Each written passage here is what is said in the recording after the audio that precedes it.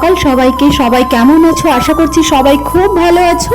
তো আমি সুস্মিতা, আমি চলে এলাম আমার চ্যানেলের ফার্স্ট ব্লগ নিয়ে। তো কি নিয়ে আজকে গোটা ভিডিওটি সেটা হয়তো তোমরা আমাদের ড্রেস আপ দেখে কিছুটা হলেও আন্দাজ করতে পেরেছো।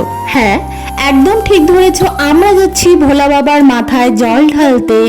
কিন্তু কোন দিন যাচ্ছি, কোন জায়গায় যাচ্ছি ভোলা বাবার মাথায় জল ঢালতে, কিভাবে সেখানে পৌঁছালাম এবং কখন ভোলা বাবার মাথায় আমরা জল ঢালতে পেরেছি, এই সব কিছু জানতে হলে তোমাদেরকে ভিডিওটি শেষ পর্যন্ত দেখতে হবে। তো আমি আর আমার হাজবেন্ড বাইকে করে বেরিয়ে পড়েছি ভোলা বাবার উদ্দেশ্যে। তো চলো এবার আস্তে আস্তে সমস্ত সাসপেন্স ক্লিয়ার করা যাক। তো যেই দিনটিতে আমরা বেরিয়েছিলাম সেই দিনটি হলো রাখি পূর্ণিমার আগের দিন, অর্থাৎ রবিবার। তো আমরা এখান থেকে ডিরেক্ট যাব মণিহারি ঘাটে। সেখানে গঙ্গা স্নান করে গঙ্গা জল নিয়ে আমরা ভোলা বাবার উদ্দেশ্যে বেরিয়ে পড়ব। তো সেখান থেকে আমরা যাব মুকুরিয়ার গোরখপুর শিব মন্দিরে। এই শিব মন্দিরটি অত্যন্ত জাগ্রত একটি শিব মন্দির। এখানে আমি বিয়ের পরে একবার গিয়েছিলাম ফ্যামিলির সাথে, আমার শাশুড়ি মা, আমার ননদেরা, আমার হাজব্যান্ড সবাই মিলে একসাথে গিয়েছিলাম। কিন্তু এবার আমার হাজব্যান্ড আর আমি দুজনে একা জল ঢালতে যাচ্ছি সেই শিব ঠাকুরের মাথায়। তো এই ফিলিংসটা সত্যিই অন্যরকম, বেশ ভালো লাগছে। শুধু আমরাই নয়, এখানে ভোলা বাবার লাখ লাখ ভক্ত ভোলা বাবার মাথায় জল ঢালার জন্য বেরিয়ে পড়েছিল। তোমরা হয়তো ভিডিওটা একটু লক্ষ্য করলেই বুঝতে পারবে যে বিভিন্নভাবে সেই ভক্তরা ভোলা বাবার মাথায় জল ঢালার উদ্দেশ্যে কিন্তু বেরিয়ে পড়েছে। তো এখান থেকে কিন্তু মণিহারি ঘাটের দূরত্ব বেশ অনেকটাই। স্নান করে উঠতে উঠতে কিন্তু আমাদের প্রায় সন্ধ্যা হয়ে গিয়েছিল। তো আমরা বেরিয়েছিলাম প্রায় 12টা সাড়ে 12টার মধ্যে। তো আমাদের স্নান করে উঠতে সন্ধে হয়ে গেছে। তো বুঝতেই পারছো যে কতটা দূরত্ব হবে। এই গরমের মধ্যে এখানকার মানুষেরা কিন্তু রাস্তার পাশে পাশে শরবতের ব্যবস্থা রেখেছিল, খিচুড়ি ভোগের ব্যবস্থা রেখেছিল, স্নান করার জন্য রাস্তার পাশে পাশে জলের ব্যবস্থা তারা রেখেছিল। এগুলো শুধু আমি শুনে এসেছিলাম, কিন্তু এবার সামনাসামনি আমি দেখলাম এই বিষয়গুলো, সত্যি খুব ভালো লাগলো দেখে। আরেকটা কথা শেয়ার করছি তোমাদের সাথে, আমরা কিন্তু বাইকে করে যাচ্ছিলাম বাবার উদ্দেশ্যে। তো সাধারণত কি হয়, বাইকে গেলে হেলমেট না পরলে কিন্তু পুলিশ আমাদের ধরে বা বিভিন্ন রকম জবাবদিহি আমাদেরকে করতে হয়। অবশ্যই এটা আমাদের সেফটির জন্যই তারা করে। কিন্তু আমি এখানে লক্ষ্য করলাম যারা বাবাধামের পোশাক পরে যাচ্ছে বাবার মাথায় জল ঢালার উদ্দেশ্যে, তাদের কিন্তু পুলিশ কোনোভাবেই ধরছে না। হেলমেট না পরলে কোনোভাবে পুলিশ ধরছে না বা কোনো রকম জবাবদিহি তাদেরকে করতে হচ্ছে না। হ্যাঁ, অবশ্যই হেলমেট পরাটা আমাদের সবারই দরকার, কারণ এটা সম্পূর্ণ আমাদের নিজেদের সুরক্ষার জন্য। যেহেতু আমাদের অনেকটা পথ যেতে হয়েছিল আর প্রচণ্ড রৌদ্র গরম ছিল সেদিন, তাই সম্পূর্ণ রাস্তা কিন্তু আমাদের হেলমেট পরে যাওয়াটা সম্ভব ছিল না। তো যেই কথাটা বলার জন্য আমি এতগুলো কথা বললাম সেটা হলো যে পুলিশ কিন্তু সবই দেখছিল বা সবই বুঝছিল, কিন্তু তারপরেও কিন্তু হেলমেট না পরার জন্য কাউকে কোনো জবাবদিহি করতে হচ্ছিল না বা কাউকে পুলিশ ধরছিল না। তো এইসব দেখার পরে আমার মাথায় একটাই কথা আসলো বা একটাই ভাবনা আসলো যে this is the power of সনাতন ধর্ম। তো কারা কারা আমার সাথে একমত তারা একবার হর হর মহাদেব বলে যাও। তোমরা জাস্ট আকাশটার দিকে একবার লক্ষ্য করে দেখো যে কি সুন্দর লাগছে দেখতে আকাশটা। গরম লাগছে ঠিকই, কিন্তু আকাশটা দেখে কিন্তু মনটা একটু ফুরফুরে হয়ে উঠলো, তাই না? আমরা কিন্তু বেশ অনেকটা পথই চলে এসেছি। আর এখানে তোমরা দেখতেই পাচ্ছ বাবার নাম করতে করতে কিন্তু পায়ে হেঁটে ভক্তরা যাচ্ছে। আর সামনেই তোমরা দেখতে পাচ্ছ এখানে কিন্তু শরবত, তারপরে ভোগের প্রসাদ এসবের ব্যবস্থা করা হয়েছে, ব্যবস্থা রাখা হয়েছে। আর হ্যাঁ, এগুলো কিন্তু সম্পূর্ণভাবে বিনামূল্যে। আর এই পাশে যে জলগুলো দেখতে পাচ্ছ এটা কিন্তু বন্যার জল। সামনে কিন্তু রয়েছে মহানন্দা নদী, সেই নদীর জল উঠে কিন্তু এখানে বন্যা হয়েছে। আর এই ব্রিজটির নাম হলো ঝাওয়া ব্রিজ।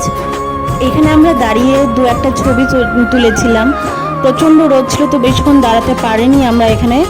তো আমি এখানে নদীটির স্রোতটা একটু হলেও ভিডিও করার চেষ্টা করেছি। জানি না তোমরা ভিডিওতে কতটা বুঝতে পারবে, কিন্তু প্রচণ্ড পরিমাণে স্রোত ছিল নদীটিতে, তো আমি সেটাই একটু ভিডিও করার চেষ্টা করেছি। তো সেখানে ছবি তোলার পর আমরা আবার বেরিয়ে পড়লাম বাবার উদ্দেশ্যে। আরও বেশ কিছুক্ষণ পরে আমরা বাবার দর্শন পাবো, সেটা ভেবেই মনটা ভালো লাগছিল অনেক। গরমে কষ্ট হচ্ছিল তো অবশ্যই, কিন্তু একজনের নাম নিলে কিন্তু সব কষ্ট কিন্তু শেষ হয়ে যায়। সে আর কেউ না, সে হলো আমাদের পরমেশ্বর, আমাদের ভগবান। আমাদের পেয়ে গিয়েছিল প্রচণ্ড তেষ্টা, তাই একটা দোকান থেকে দাঁড়িয়ে আমরা একটু জলের বোতল আর একটা লিমকার বোতল নিয়েছিলাম। তো মুখটা ধুলাবালি পুরো একদম কালো হয়ে গেছিলো, সেটাই একটু মোবাইলের ক্যামেরাতে আমি দেখছিলাম। তো জল নিয়ে আবার আমরা বেরিয়ে পড়লাম আমাদের গন্তব্যের জন্য। সেই রোদ আবার সেই গরম। এরপর একটা জায়গায় আমরা দাঁড়িয়ে বাইকটাকে থামিয়ে আমরা ওই জল আর ওই লিমকাটা খেয়েছিলাম। বেশ গাছের নিচে অনেকটা ছায়া ছিল, বেশ ঠান্ডা ঠান্ডাও লাগছিল, হাওয়া হচ্ছিল। তো আমরা সেখানে কিছুক্ষণ বসে আমরা বিশ্রাম করে আবার আমরা আমাদের গন্তব্যের উদ্দেশ্যে বেরিয়ে পড়ব। তো আমরা দুজনেই ফোনের ক্যামেরা নিজেদের একটু দেখে নিচ্ছিলাম, দুজনের মুখটাই রোদে পুরো একদম কালো হয়ে গিয়েছিল। তো সেখানে একটু বিশ্রাম করার পর আমরা আবার বেরিয়ে পড়লাম আমাদের গন্তব্যের উদ্দেশ্যে। আর এই পাশে যে দেখতে পাচ্ছ এগুলো কিন্তু মাখানা বলে, এখানে মাখানা চাষ করা হয় অনেক জায়গাতেই।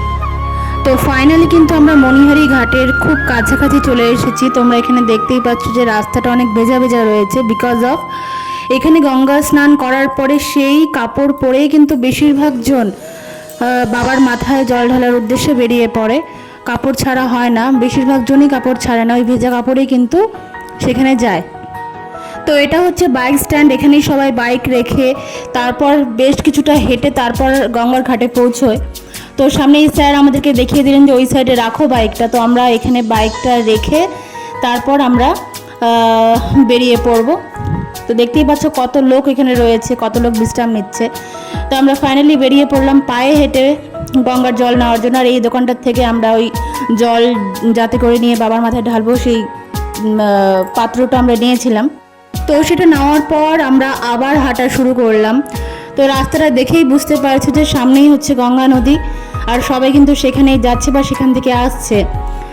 তো হাঁটতে হাঁটতে এই জায়গার থেকেই প্রায় গঙ্গার জল এতটা উঠে গিয়েছে, তো গঙ্গার জল আগে পা ছোঁয়াতে হয় না দেখে আমরা হাত দিয়ে গোটা শরীরে ছুঁয়ে গঙ্গার জল প্রণাম করে নিয়ে আমরা সেই জলে নামলাম।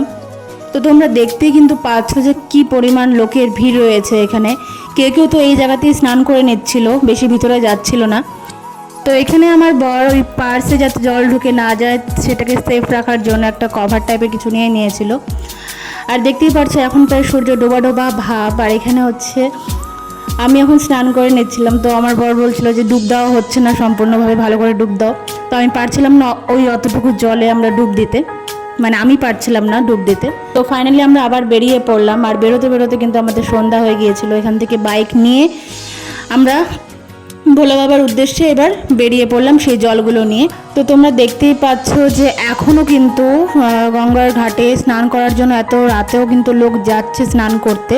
মানে ওখানে প্রায় কি সারা রাতই ওখানে লোক স্নান করে এবং গোটাটা আলোতে ভর্তি থাকে, তাই কোনো অসুবিধা হয় না সেখানে। আর এখানে কিন্তু দেখতেই পাচ্ছ যে কি পরিমাণ ভিড় আছে এখানে। আমরা কিন্তু ভিড়ের জন্য অনেকক্ষণ কিন্তু আমরা আটকে ছিলাম এখানে। তো বেশ কিছুক্ষণ এখানে জ্যামে আটকে থাকার পর আমরা এই জায়গাটাতে এসে একটু দাঁড়িয়েছিলাম, কারণ অনেকক্ষণ ধরে গাড়ি চালানোর জন্য হাতটা কোমর টোমর পুরো ব্যথা হয়ে গিয়েছিল।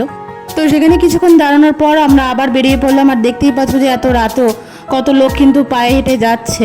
তো এখানে কিছুক্ষণ যাওয়ার পর আমরা একটা জায়গায় বসে, এই জায়গাটাতে বসে আমরা হচ্ছে দুজনে খিচুড়ি খেয়ে নিয়েছিলাম আর শরবত খেয়ে নিয়েছিলাম।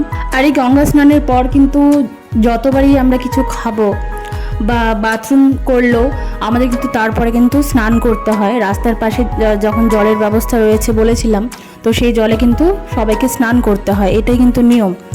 তো এখানে দেখতেই পাচ্ছ এত রাতেও কত লোক নাচানাচি করছে, মনেই হচ্ছে না যে এটা এত রাত।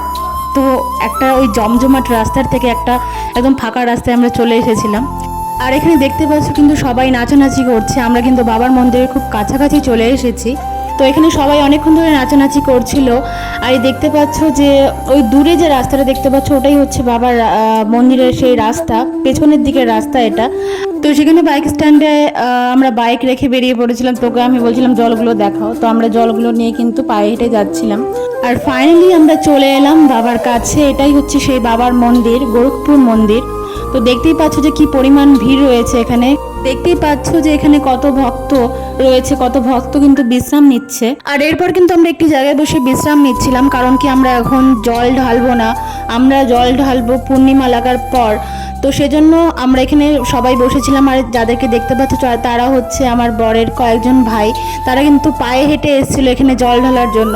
তো আমরা কিন্তু পূর্ণিমা লাগার পর আবার স্নান করে তারপর কিন্তু আমরা বাবার মাথায় জল ঢালবো। তো ফাইনালি আমাদের জল ঢালা হয়ে গিয়েছিল এবং আমরা বেরিয়ে পড়েছিলাম।